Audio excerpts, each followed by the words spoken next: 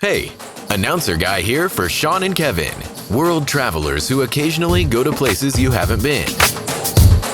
In this episode, the boys are in Spain. So settle in and welcome to Travel by Numbers.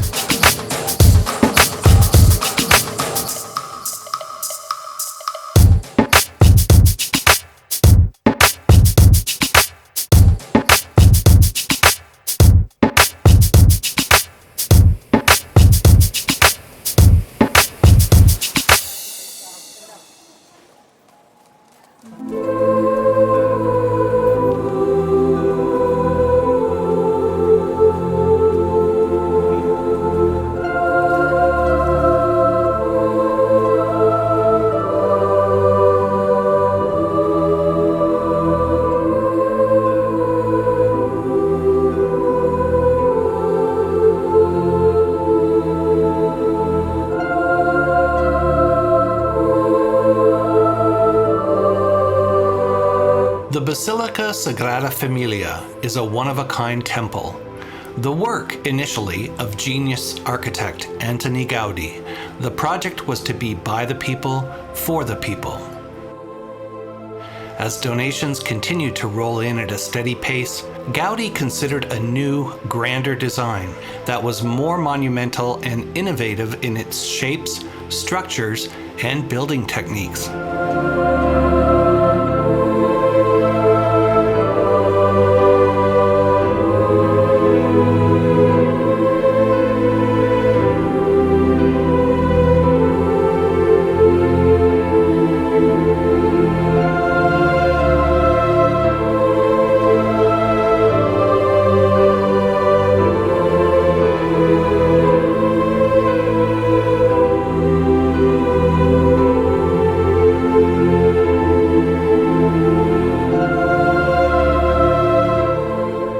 On the 30th of November, 1925, construction was completed on the first bell tower on the Nativity facade. This is the only tower Gaudí would see built, as he died on the 10th of June, 1926, after being run over, tragically, by a tram 3 days earlier. He was buried in the chapel of Our Lady of Carmel, in the crypt of the expiatory temple of the Sagrada Família, where his mortal remains rest to this day. Work on the temple has progressed in Barcelona through 5 generations, and today, more than 135 years after laying the cornerstone, construction continues on the basilica. It's expected to be completed in 2026.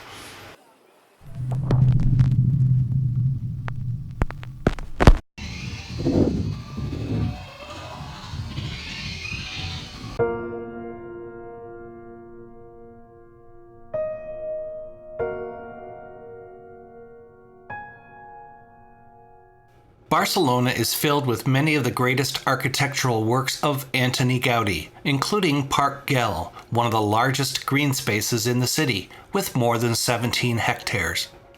When Park Güell began to be built in 1900, Barcelona was a modern and cosmopolitan metropolis of over 500,000 inhabitants, and whose economy was based on the strength of its industry. Its walls had been knocked down nearly half a century earlier, and the new city had grown spectacularly from 1860 onwards in what was the largest 19th century city development project in Europe.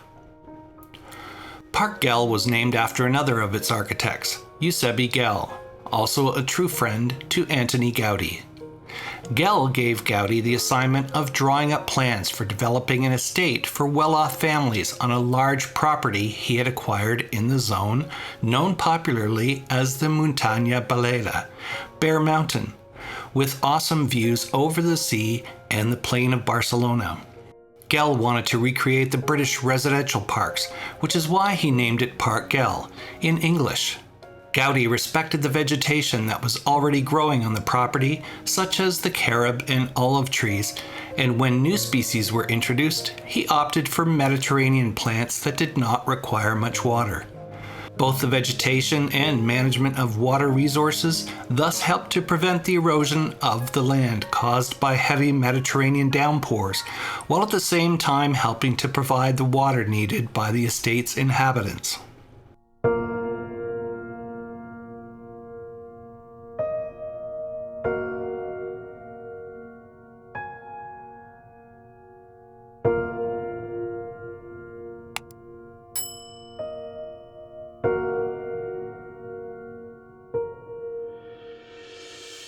October 1900 saw the start of work on dividing the site into levels, with building work proceeding at a good pace.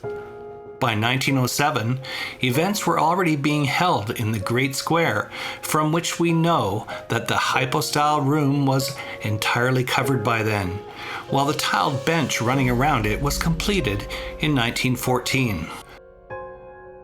A lack of buyers led to the works being abandoned in 1914, with only 2 of the 60 houses envisioned having been built. The park thus became a large private garden, which Güell allowed to be used for public events, while it began to appear in tourist guides to Barcelona as one of the attractions of the city. Eusebi Güell died at his house in 1918, and his heirs offered the park to the city council, which agreed to purchase it. It was opened as a municipal park in 1926. Gaudi's house in Park Güell was opened to the public as Gaudi House Museum in 1963. It was recognized as an artistic monument in 1969 and declared a UNESCO World Heritage Site in 1984.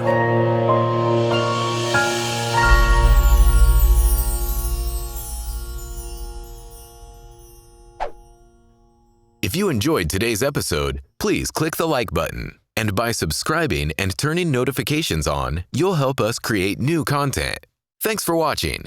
And remember, experiences, not things.